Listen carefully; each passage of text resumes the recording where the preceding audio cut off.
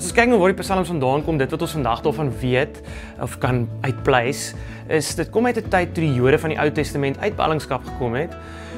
Maar hulle het nie meer hulle tempel gehad nie. Die tempel was nou net 'n bouval. En dit is eintlik die plek waar hulle bymekaar gekom het om in voeling te kom met die maniere waarop God teenwoordig is in hulle lewens. En een van die belangrike maniere was deur te sing in die tempel. En wat daai versameling vir daai mense van daai tyd doen, is dit gee vir hulle ietsie van die tempel wat hulle saam met hulle kan vat.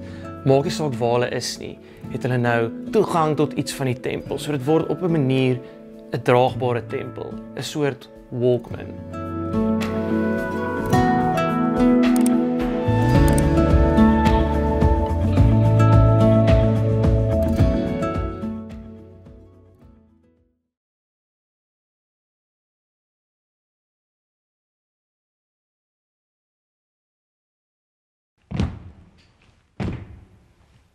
By the rivers of Babylon we sat and wept when we thought of home so far away.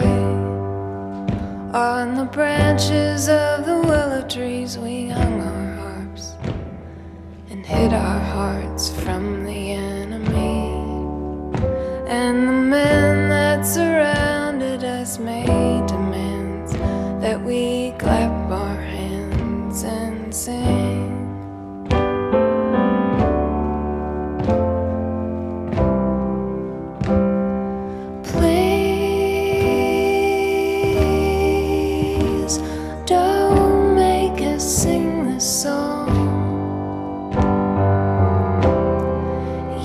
To be happy when we were free and home. If I can't remember, may I never sing a song again. By the rivers of Babylon we sat thought of home so far away. On the branches of the willow trees we hung our harps and hid our hearts from the enemy. And the men that surrounded us made demands that we clap our hands and sing.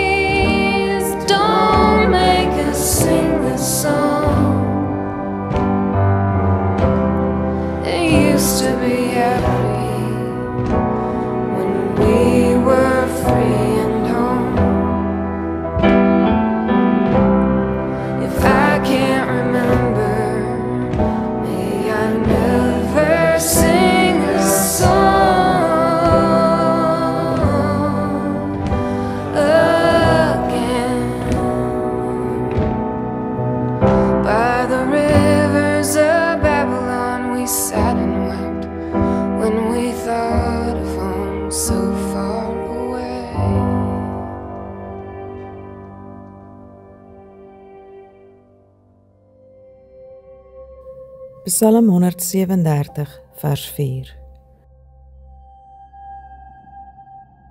Hoe kan ons 'n lied van die Here sing op vreemde grond.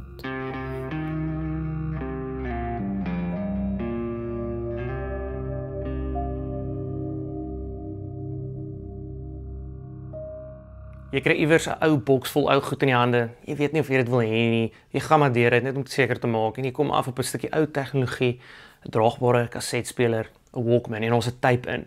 Jy kry batterye, jy sit die oorfone op. Jy begin luister en jy kom agter die eerste paar liedjies. Is nie so sleg nie. Is dalk nie so bekend nie, maar ons iets aan dit. Jy hou aan luister en hoe verder jy luister, hoe meer besef jy hierdie tape was vir iemand baie spesifiek bedoel. Van ons iemand wat tussenin praat, hulle lewer kommentaar, hulle sê iets oor die volgende liedjie wat gaan opkom, deel iets van hulle eie belewenis. En alhoewel jy dan besef, dit is nie noodwendig in die eerste plek vir jou bedoel nie, maak die feit dat dit so persoonlik is, juist dat jy nou nie kan ophou luister nie. Jy kom agter hierdie Walkman met hierdie kaset in, is iets baie kosbaar waarop jy afgekom het. En die psalms kan ook so wees vir ons.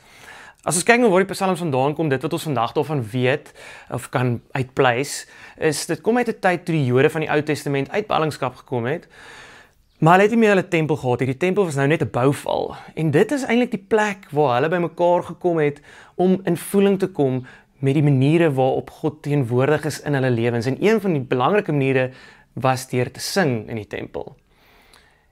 En op 'n wonder miskien, bly die psalms, hierdie gedigte en liedere wat hulle gesing het in die tempel, nie net lê onder die pyn nie.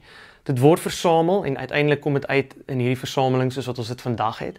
En wat daai versameling vir daai mense van daai tyd doen, is dit gee vir hulle ietsie van die tempel wat hulle saam met hulle kan vat. Maak nie saak waar hulle is nie, het hulle nou toegang tot iets van die tempel. So dit word op 'n manier 'n draagbare tempel, 'n soort Walkman. Vandag se vers, Psalm 137 vers 4, sê, hoe kan ons die lied van die Here sing in 'n vreemde land? En alhoewel die psalms gemaak is om uit plek uit gesing te word, is dit tog ook waar die psalmdigter kla. En miskien as ek nou vandag gaan vra, hoe kan ek vandag die psalms lees, of na die psalms luister, of die psalms sing, is dit dieselfde ding wat in my ook is. Daar's iets daarvan in my ook. Hoe kan ek hierdie psalms sing? Al is dit dalk nie noodwendig as dat ek in 'n vreemde land is nie, maar die psalms kom uit 'n vreemde land. Of dalk is dit net 'n baie meer eenvoudige ding. Is van, hoekom moet ek hierdie psalms sing? Dis amper soos om te sê ek sing net in die stort en miskien partykeer in die kerk. Dis bietjie wat hierdie psalmdigter ook hierso sê is. Hoe kan ek hierdie goed wat vir die tempel bedoel was nou in 'n heeltemal vreemde land sing?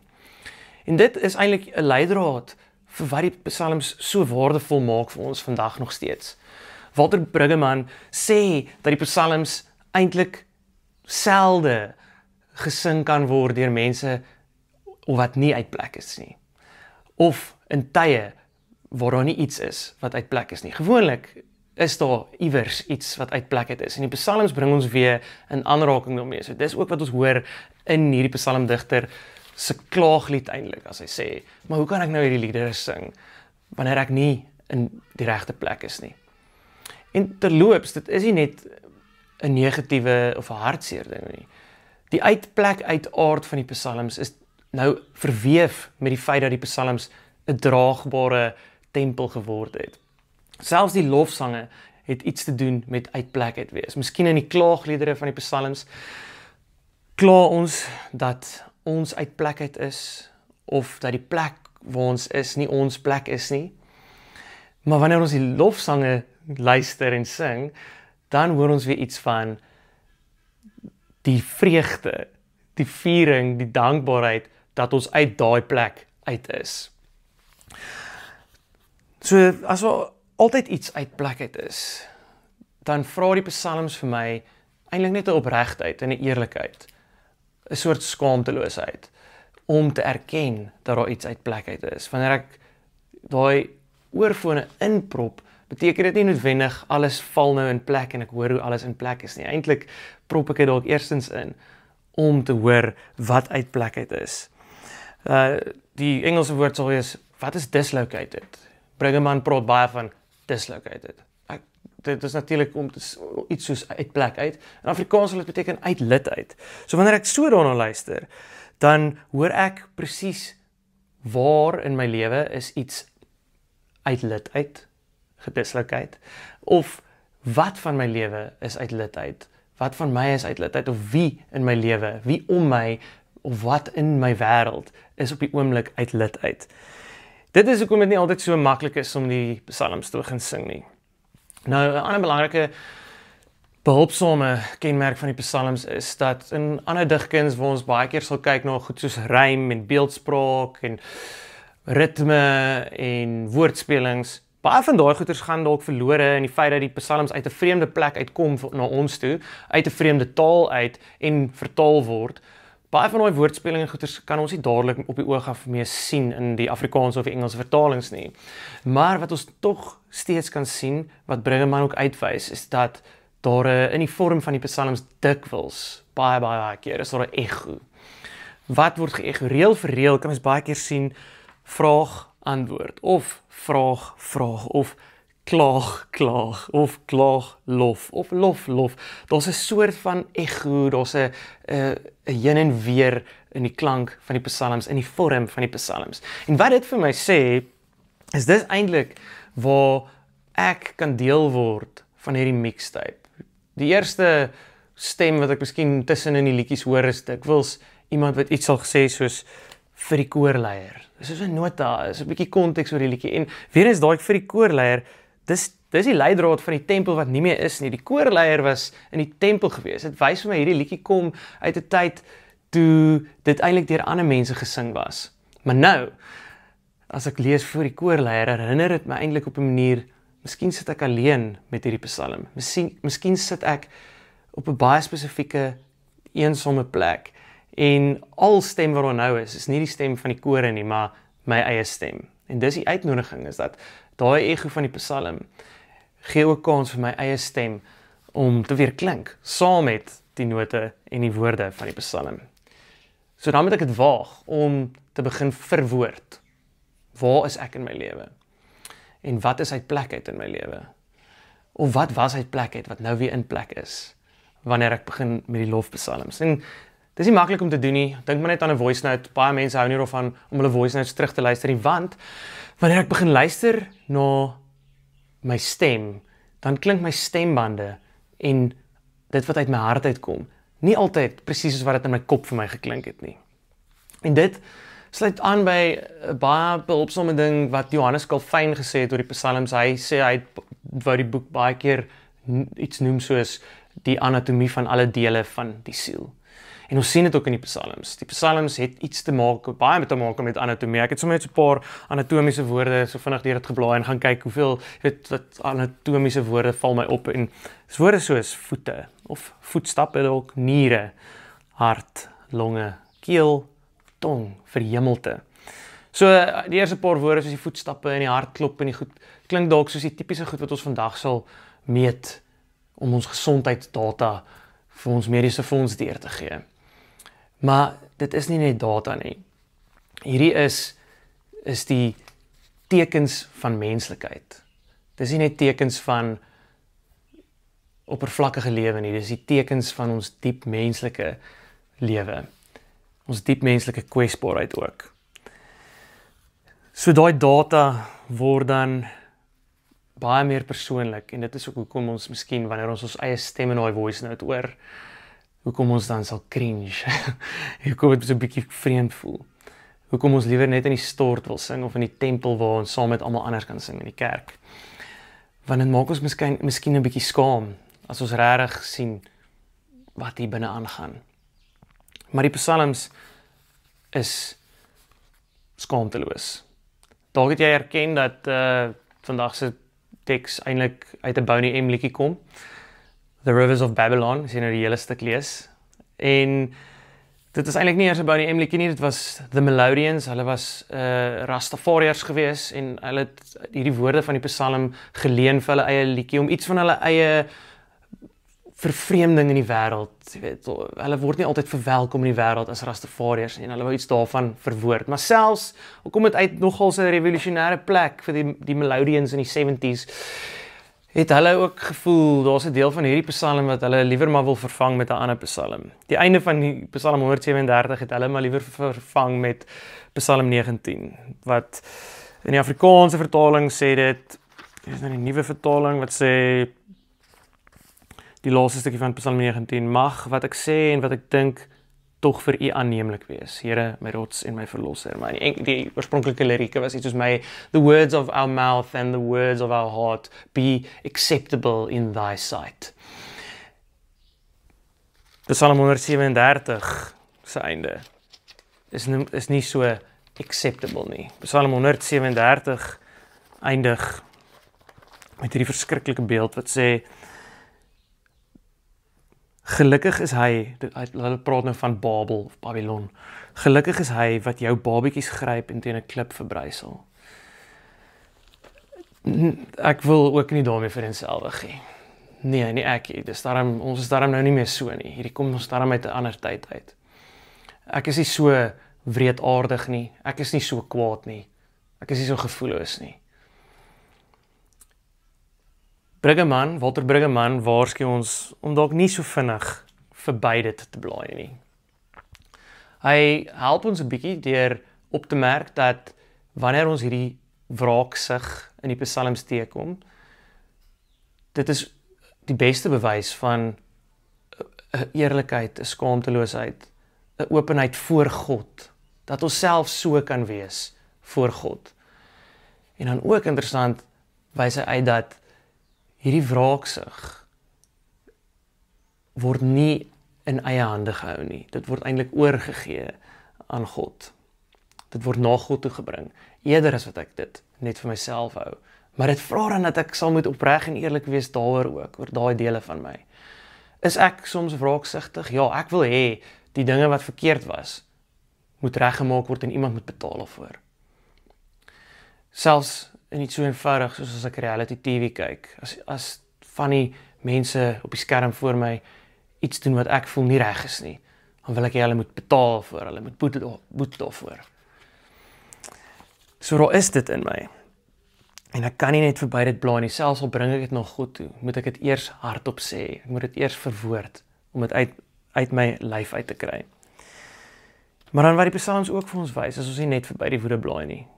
Is dit wys vir my, dat die woede, wat dikwels uit plek uit kan wees, net soos die psalms, net soos soveel dinge in my lewe, dat dit ook 'n plek kan hê. Soms vat dit 'n eerlike kyk, en 'n eerlike belewenis en uiting van my woede en my wraak, of my behoefte aan wraak. Soms vat dit om die skuwe te maak in myself, of skuwe om my, vir die ongeregtigheid in my, die ongeregtigheid wat ek sien. Partykeer is dit net woede wat kan maak dat dit kan verander, wat dit na 'n nuwe plek toe kan vat. 'n eenvoudige voorbeeld of 'n praktiese voorbeeld hiervan, Rian Malan in sy boek My Traitor's Heart vertel op 'n stadium van 'n opstand by 'n myn, en een van die wagte, Afrikaans sprekende wagte, sit in die toring en hy sien hoe die mynwerkers daar buite versamel, hulle kom by mekaar en hulle is besig om te sing, en dan sê hy, hulle sing in Xhosa. En dit is die mooiste lied wat hy nog ooit gehoor het, maar hy wil dit nie hoor nie, want hy weet dit is die lied wat hulle sing voordat hulle oorlog toe gaan. En dan uiteindelik gebeur daar hierdie baie gewelddadige opstand oor dit wat nie reg is by die myn nie. Dis nie maklik om dit te erken nie, maar ek dink wat my ook daarmee help is, en dit vat 'n hele preek om te praat oor wanneer Jesus praat oor vyande en draai die ander wang. Maar as ek iets daarvan kan sê wat my kan help, dan is dit dat wanneer ek dink aan my vyande en my naastes, dan is my naastes dikwels die mense wat my al op my kwaadste gesien het. So as ek bereid is om met dit wat ek sing voor die Here, ook my woede vir die Here te wys, dan is ek bereid om ook nader aan God te kom. Ek wil afsluit met net 'n praktiese manier hoe hierdie skokkende, maar ook wonderlike psalms ons nog steeds kan help, hoe dit nog steeds relevant kan wees in my lewe. En dit is deur wanneer ek daarna luister, om dit regtig soos 'n Walkman te vat en hierdie versameling deur te luister. Die ou Walkmans met die tapes kon nie skip nie. Jy gaan van begin en die werk stelselmatig deur dit. So en dan wanneer ek luister om te vra, wat van hierdie psalm, as ek sukkel om met hierdie psalm in verbinding te kom, wat van hierdie psalm ego iets van my lewe? Of wat ego dit nie van my lewe nie?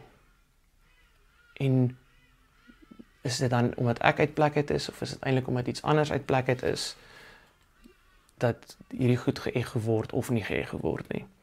En dan, wat ook al ek daarin kon vind, die volgende ding is om dit dan te verwoord, om my te help om iets te verwoord van waar ek is, en om dan my eie stem te waag, om saam met hierdie mixtape te praat, te sê wat beleef ek, sodat ek my eie stem kan hoor, selfs al bewe dit soms van woede, of van seer, of selfs al kraak het soms met lof, om dit te waag, want dit is, wanneer ek my eie stem by hierdie versameling van liedere en gedigte sit, dat daar 'n nuwe betekenis kom, 'n lewendige betekenis, en ook saam met God se teenwoordigheid, is tog vir hom wat ek hierdie liedere sing, 'n onvoorspelbare betekenis, wat my vat na 'n nuwe plek toe.